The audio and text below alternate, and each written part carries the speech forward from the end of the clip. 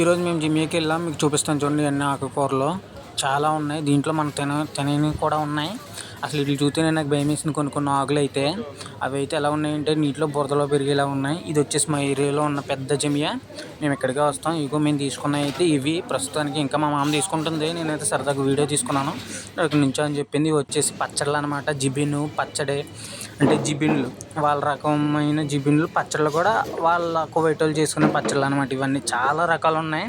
దీంట్లో కొన్ని వేడి నీటిలో ఉడకబెట్టినవి కూడా చాలా ఉన్నాయి.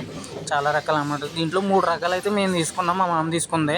నన్ను అడిగింది ఇంత ఇవేని, నాకు వద్దన్నాను. ఇవి వచ్చేసి ఉల్లిపాయలు, బంగాళదుంపలు, వెల్లుల్లిపాయలు, ఇవి ఖర్జూరం, ఇంకా అన్నీ ఇక్కడ ఉంటాయన్నమాట. ఇవి వచ్చేసి రైసు, రకరకాల రైసు, XXL, XXL అని చాలా ఉన్నాయి.